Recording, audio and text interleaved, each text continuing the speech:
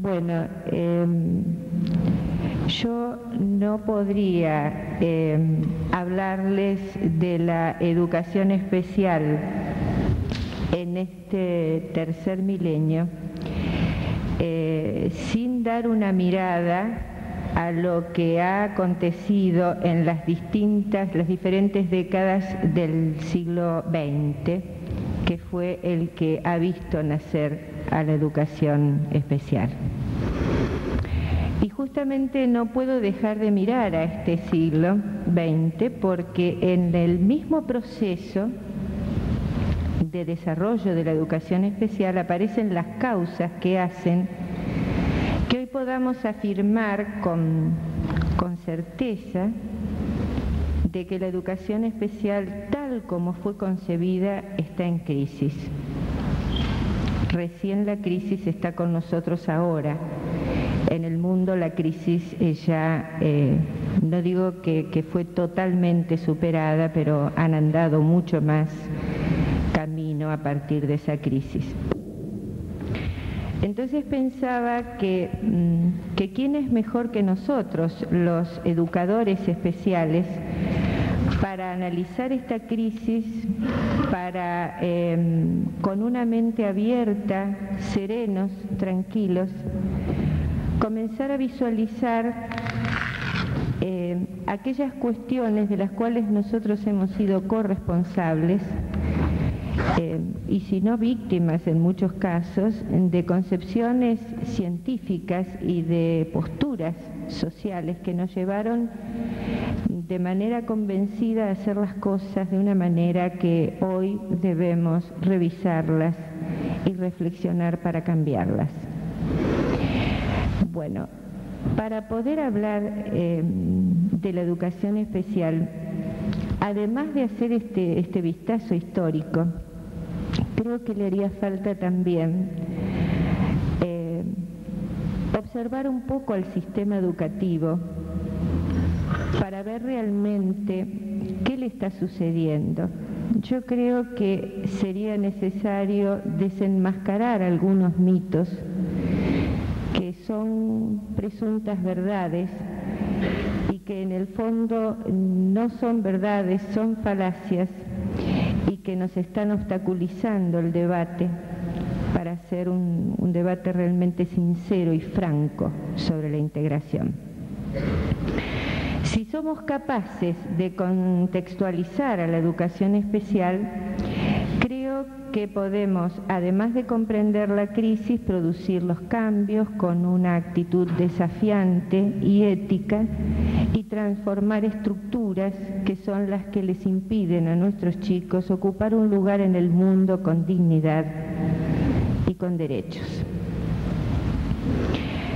Y entonces comenzamos con esta mirada que le vamos a hacer al siglo XX. En las primeras décadas del siglo XX primó una concepción determinista del desarrollo. ¿Esto qué significa? Que la persona deficiente, que lo era fundamentalmente por patologías orgánicas, no podría producir cambios a partir del hecho de tener esa deficiencia. Es decir, se priorizó el trastorno y se dejó en segundo lugar a la persona. Entonces los niños fueron detectados, categorizados, clasificados, separados y unidos y agrupados en función de su déficit para poder trabajar con ellos mucho mejor.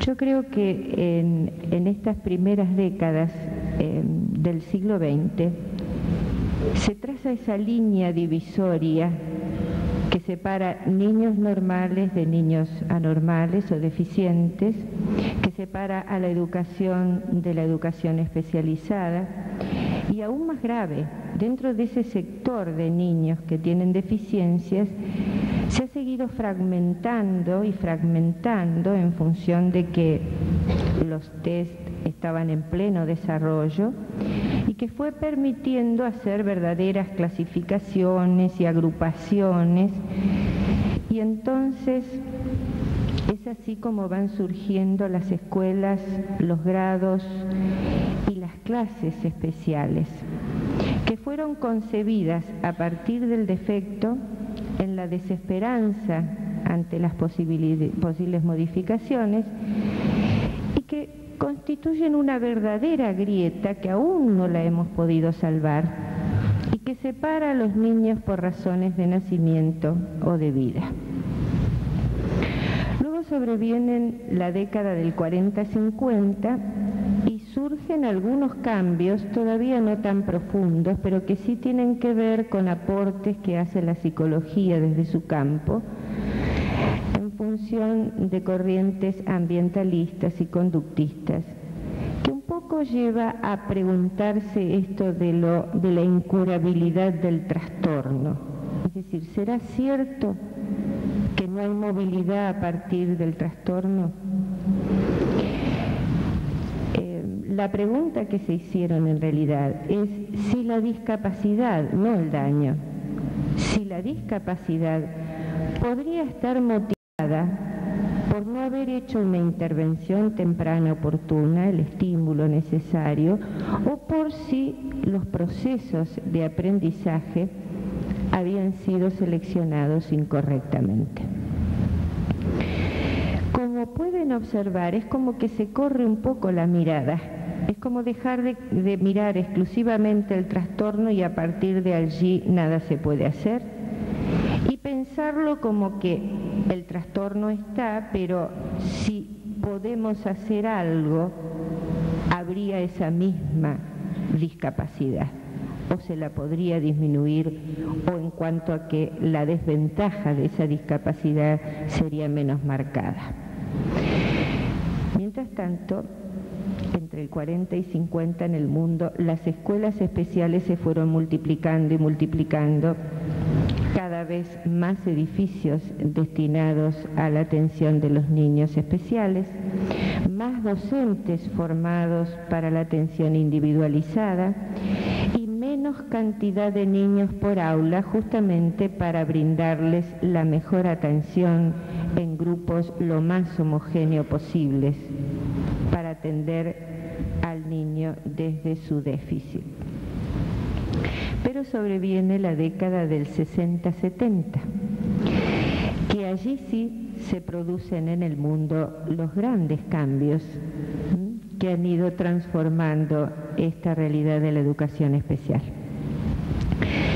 Y bueno, la concepción que estaba vigente sobre la existencia de factores innatos, de la estabilidad del trastorno en el tiempo, el concepto de que se trataba de un fenómeno propio del niño basado en el déficit, se le opone otra concepción diferente. Y esta intenta sustituir el lenguaje propio de la deficiencia por otro lenguaje que está visualizado desde una perspectiva educativa. Es decir, es como que se va abandonando el modelo médico por una perspectiva desde lo educativo. Entonces ya es como no pensar tanto en la categoría niño con retardo mental y en la clasificación de grado leve, severo, moderado y demás, sino en un niño que eso ya está, lo tiene, pero que en la escuela lo que presenta no es el déficit, es que tiene capacidades diferentes que requieren una atención diferente, es decir, un niño con necesidades educativas especiales. Y en esa misma época, Mirge, en el año 69 precisamente, desde Estocolmo, lanza ese enunciado sobre normalización que hoy todavía nosotros lo estamos trasladando a las gentes más jóvenes para que lo alcancen a comprender. Entre otras cosas decía, se supone el absoluto convencimiento de que la persona, independiente de su edad y grado de discapacidad, es capaz de aprender y enriquecerse en su desarrollo humano en en mayor o menor grado, pero siempre hay posibilidad de avanzar. Incluso él piensa de que es posible que nuestros niños concurrieran a las escuelas, como todos, a los talleres, y que formaran parte de todas las ofertas, es decir, tuvieran las oportunidades que teníamos todos en los ofrecimientos de la comunidad. Por esa época también Dunn, que fue toda una autoridad en la educación especial, conmovió al mundo, preguntándose si la educación especial es realmente efectiva o se están desperdiciando esfuerzos. Esta mentalidad revisionista, que fue muy fuerte en aquella época con Suecia, Noruega y Dinamarca a la cabeza, mantuvo un eslogan que es muy duro, hasta cuesta decirlo. Decían: la educación especial es más cara y no puede ser peor. Y esto lo llevó a cambiar leyes y a concretar la integración. Inmediatamente Estados Unidos toma este principio de normalización y coloca a los deficientes en lo que ellos llaman la corriente principal, es decir, lo que nosotros podríamos llamar el torrente de la normalidad. Y entonces dice que va a colocar a los chicos en el puesto original. Por eso ellos hablan de inclusión, desde donde nunca debieron haber salido, sería, si es el original, en contraposición al punto especial, al puesto especial, que dice que esto se lo inventó la estadística, razón por la cual nuestros chicos fueron arrebatados en sus derechos.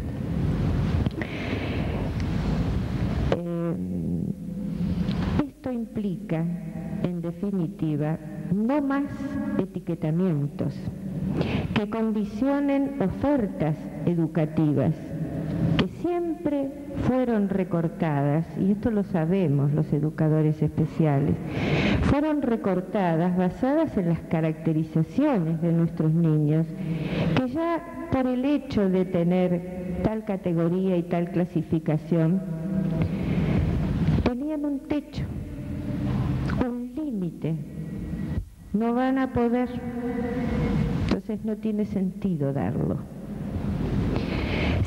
Y estábamos convencidos de esto, yo no lo digo como que estuviera parte, me siento parte de todo esto que les cuento. Esto significó un sí a las necesidades educativas especiales de los niños con este movimiento que se generó desde Suecia. Fíjense, un sí también a la capacidad del sistema educativo como para poder satisfacer esas necesidades especiales.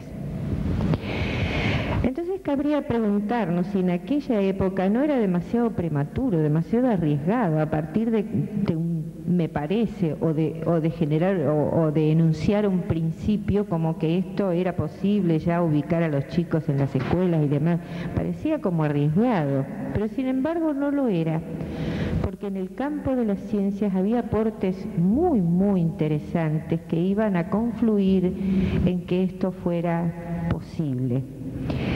Por un lado, el desarrollo de los métodos de evaluación, incluso a la evaluación ya visualizada como proceso. Y cuando la evaluación es visualizada no como producto, sino como proceso, se le da una movilidad extraordinaria que facilita el poder evaluar a todos los niños. En ese momento también hubo un aumento de profesores de los dos sistemas, el sistema común y el paralelo que se había generado, que no estaban a favor de este paralelismo. Por otro lado, en las escuelas comunes, para evitar la exclusión y facilitar el acceso y permanencia de niños de distintas capacidades e intereses, aparece esta preocupación, incluso la expresión por primera vez de fracaso escolar. que fue eje de preocupaciones, de investigaciones y de análisis por aquellas épocas. Así que la escuela común también tenía sus problemas. Luego, aumento de experiencias de integración que paulatinamente, como lucecitas que se encendían, iban apareciendo y que estaban demostrando de que esto era posible y que esto salía bien. Por otro lado, la lucha por la no discriminación que fue sensibilizando a la sociedad en favor del derecho de las minorías, que este también fue un tema importante, pero que aportó. La lucha,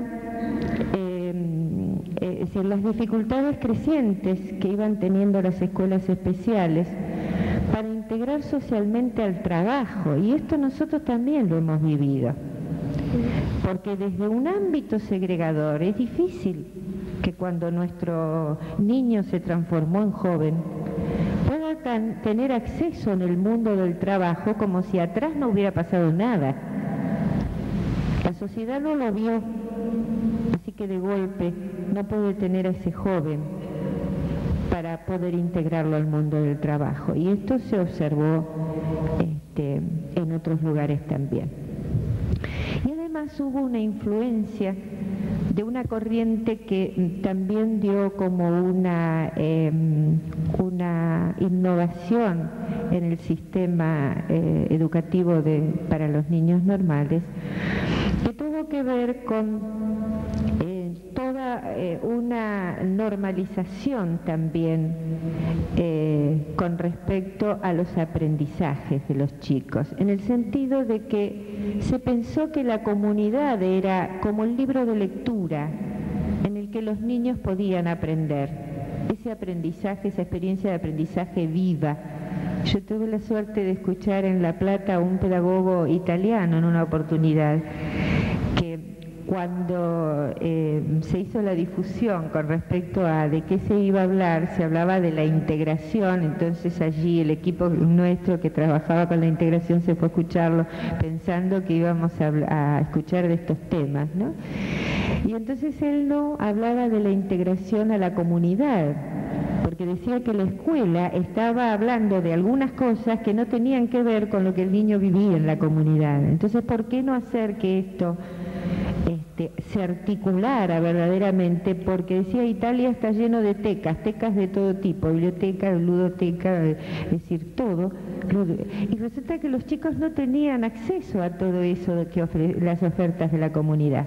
Entonces, esta corriente innovadora dentro de la escuela común también comenzó a beneficiar a todo este proceso transformador. Bueno, a partir de esta nueva postura, fíjense, se piensa en un sistema educativo único. Uno. El modelo de la escuela que se establece es el de una escuela comprensiva, que atienda la diversidad de capacidades, de intereses y de motivaciones de los alumnos. Un currículum abierto, flexible, con diversos niveles de concreción, adecuándolos a las necesidades educativas de todos los niños. Y la educación especial, por su parte, reconceptualizada a partir de las necesidades educativas especiales en mayor o menor grado, pero prestando servicio con elementos técnicos a todos los niños de la comunidad. ¿Se acuerdan que les dije que para poder entender la crisis de la educación especial le revisábamos la historia? Bueno, ustedes dirán, paró en la década del 70. No. Europa y América del Norte siguió adelante. La crisis la ha superado en cuanto a este dilema, integración sí o integración no. Esto ya no es problema. Pero han seguido avanzando hasta nuestros días, porque hoy lo que se preocupan y lo que se preguntan y lo que los tiene a veces en investigaciones constantes es discutir acerca de los modelos, de nuevas estrategias, de remozar un poco el proceso de enseñanza-aprendizaje.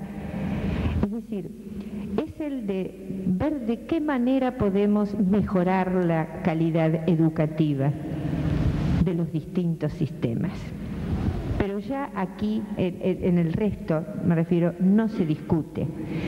Nosotros llegamos siempre un poco tarde a las transformaciones, por eso nosotros les diría que estamos viviendo la crisis del 70. Con una buena cantidad de gente que ya dijo sí a la integración, ya no la sigue poniendo en duda, con una cantidad de gente que la pone en duda más que nada por un miedo terrible que tiene, porque esto produce miedo, y otra cantidad de gente que por cuestiones de comodidad o de desinformación o de conveniencia, no sé cuál será la razón, pero aún siguen en el no a la integración. Nosotros estamos en ese momento. Pero les decía, si estamos convencidos de que va a haber un sistema único en el cual nuestro niño va a poder recibir la educación y la mejor educación, ¿por qué no detenernos a pensar en el sistema educativo? Que este es un tema preocupante.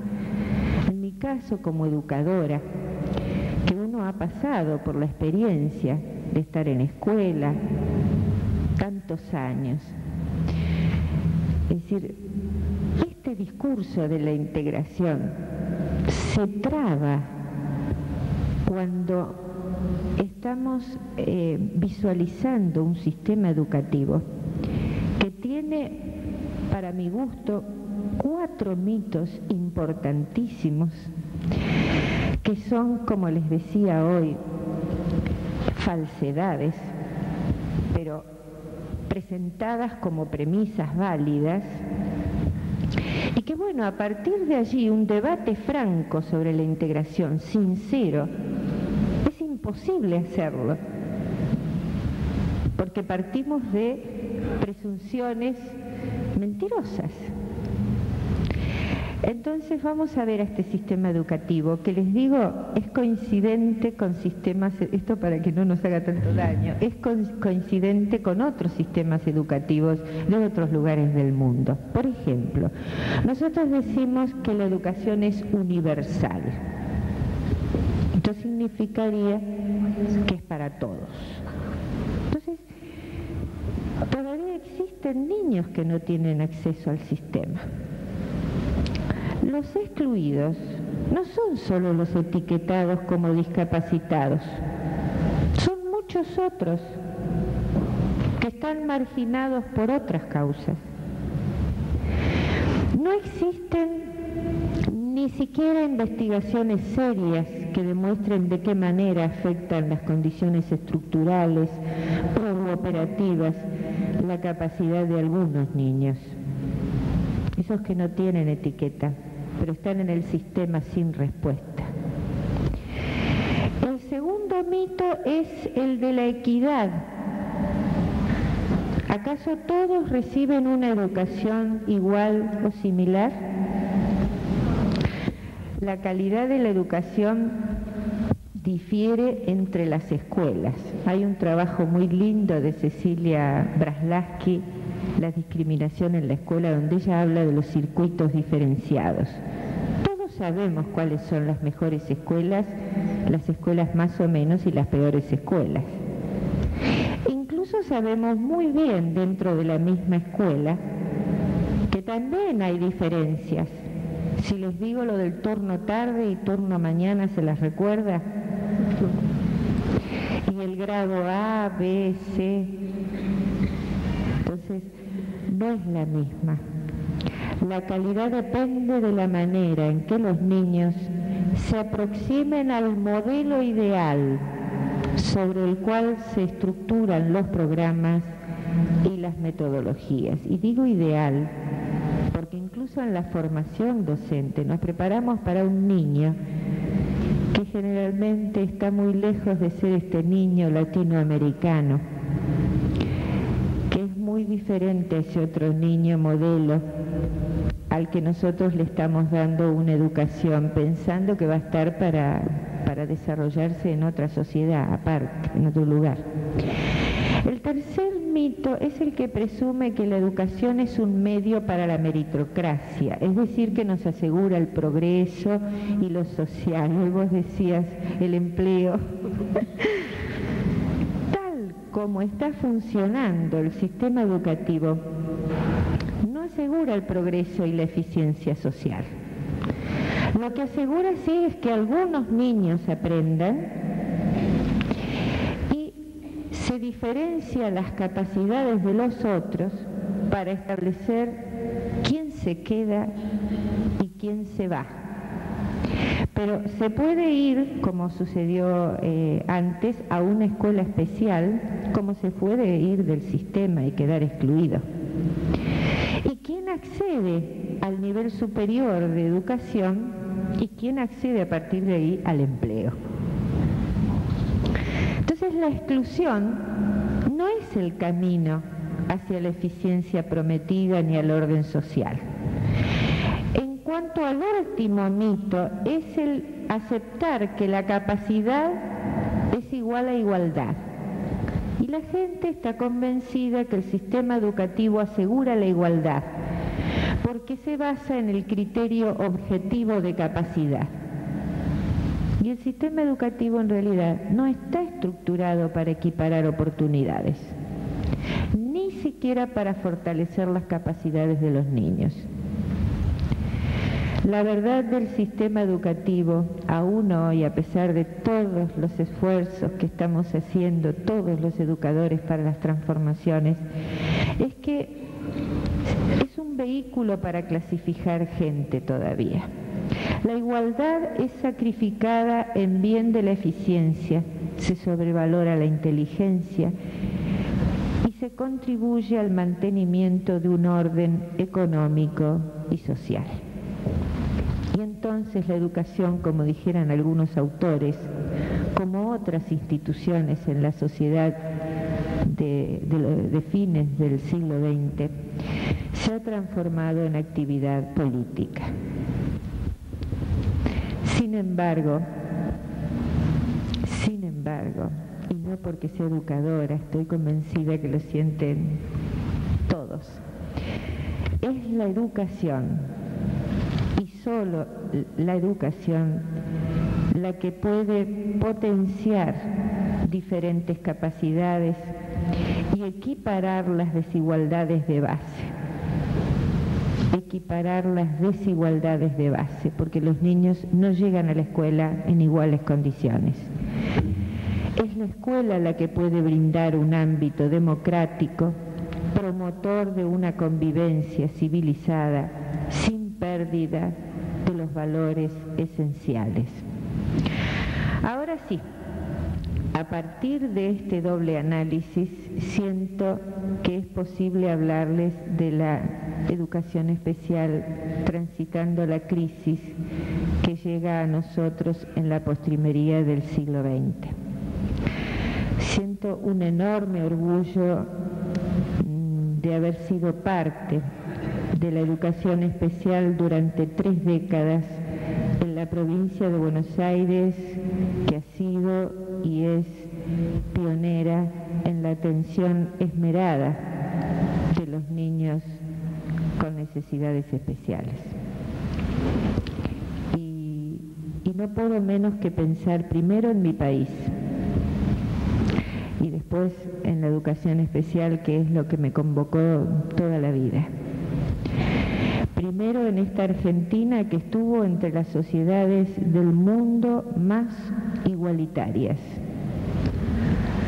y que hoy, a partir de mediados y esto sucede a partir de mediados de la década del 70, se ha ido hemos ido alumbrando entre todos a un nuevo país, a un país donde hay muchos excluidos. Y pensar en la educación especial me lleva también a ver que la hemos ofrecido siempre de la mejor calidad en las escuelas especiales. Pero me preocupa que hoy mayoritariamente todavía estamos prendidos de las escuelas especiales. Hay muchos chicos que ya no debieran estar en las escuelas especiales, porque si no seguimos favoreciendo la exclusión de este sistema único. Entonces, estas dos preocupaciones hacen que piense en algo más. La educación especial fue siempre una respuesta ética, siempre, y de eso nos hemos sentido muy orgullosos. Nació cuando el dilema era aislamiento o educación. Entonces le dijimos sí al derecho. Y salimos con un orgullo tremendo a dar esa educación, convencidos de que ellos podían. Ahí lo decíamos nosotros, ellos pueden. Y mostrábamos a todos los que nos rodeaban de cuánto eran capaces.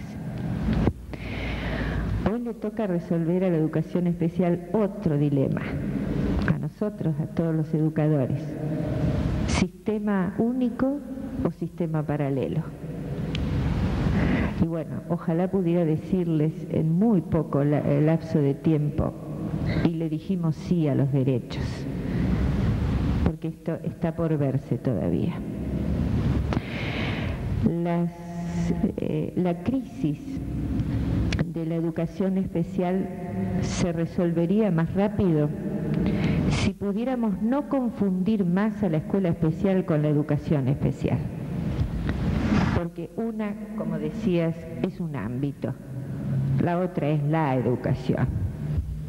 Y de esa educación especial a nuestros niños nunca le va a faltar, porque la educación especial en este lapso de tiempo ha recorrido mucho camino y tiene mucho para dar y mucha calidad para ofrecer.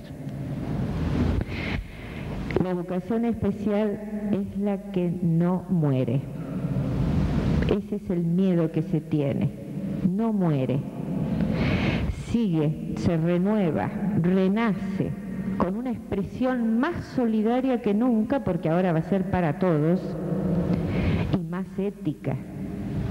Porque aporta, fíjense, algo que también nos tiene que preocupar a los educadores, aporta a la democratización del sistema educativo y decide definitivamente por la no discriminación, que esto nos tiene que comprometer como seres humanos.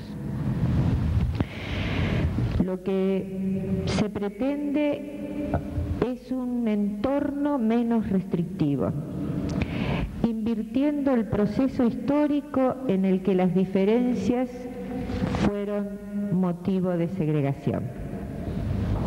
Sería un error también restringir ofertas, coincido con vos. Hay mucha diversidad entre los niños deficientes. Algunos van a necesitar permanecer en las escuelas especiales. La responsabilidad educativa de la mayoría de los niños debería recaer en la escuela, la de la comunidad de la cual el niño forma parte. En ese contexto se podrán organizar las experiencias de aprendizaje, encontrar los recursos materiales y personales necesarios para favorecer el desarrollo integral de todos, cualesquiera sean sus características individuales. La educación especial podría tener una nueva configuración, yo me la imagino. Las escuelas especiales podrían pasar a ser centros de recursos, de apoyos a las escuelas comunes, sin perjuicio de brindar atención individual a aquellos alumnos que escolaricen y que por gravedad no puedan ser integrados. El proceso transformador se originaría a partir de descentralizar los servicios, ordenarlos a partir de unidades geográficas y de población que permitan evaluar necesidades adecuadamente, programar servicios faltantes porque hay faltantes, coordinar funciones, flexibilizar currículas, ofrecer atención individual en escuelas comunes y generar un sistema de ayudas, que hay lugares del mundo en el que en esto están muy avanzados. Estos sistemas de ayuda podrían ser interesantísimos entre nosotros. Hasta se podría pensar en apoyos fijos e itinerantes, porque por eso los relacioné al país. Nuestro país es muy grande. Los otros días se escuchaba decir que todavía hay falencias en provincia de Buenos Aires en cuanto a brindar servicios faltantes. Pero entonces ni qué pensar en el resto del territorio de nuestro país. Y como no se va a poder por lo económico dar respuesta inmediata, ¿por qué no equipos móviles así itinerantes que vayan llevando respuestas a maestros de escuelas comunes que por allí solos no pueden salir adelante en estos momentos y no pueden dar respuesta educativa? Ya termino, Pero bueno, sucede que pensar en la educación especial de manera diferente, como les decía, genera muchísimo miedo. Y los orígenes de los miedos tienen distintas causas, vienen de distintos lugares. El cambio siempre es estimulante, aunque también a veces inhibe la acción.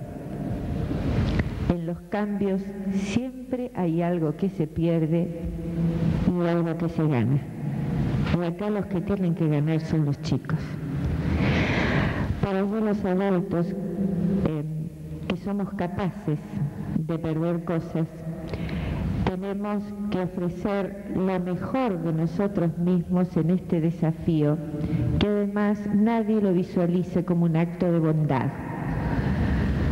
Esta es la tosudez de buenos docentes, pero no buenos, con calidad docente, que se están comprometiendo día a día cada vez más para mejorar la calidad educativa, que solo será posible con una formación docente sólida, no solo desde el punto de vista técnico, actitudinal.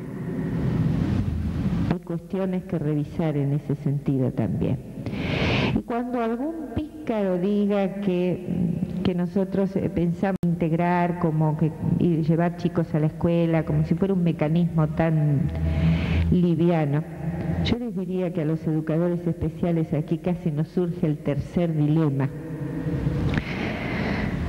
¿No los condenaremos al fracaso en este sistema educativo tal como se encuentra? Este también fue un dilema de los educadores. Pero esto no es decirle no a la integración, ojo, porque yo me pregunto, ¿quién es el sistema educativo si no somos parte nosotros los educadores? Nosotros tenemos mucho que ver. Si hablamos de este sistema educativo que se tiene que abrir, reestructurar y demás, ¿quiénes podemos hacer por esa transformación, si no somos los mismos educadores? Entonces, es sin duda la integración, este proceso, el que habrá de impulsar los cambios en los currículum.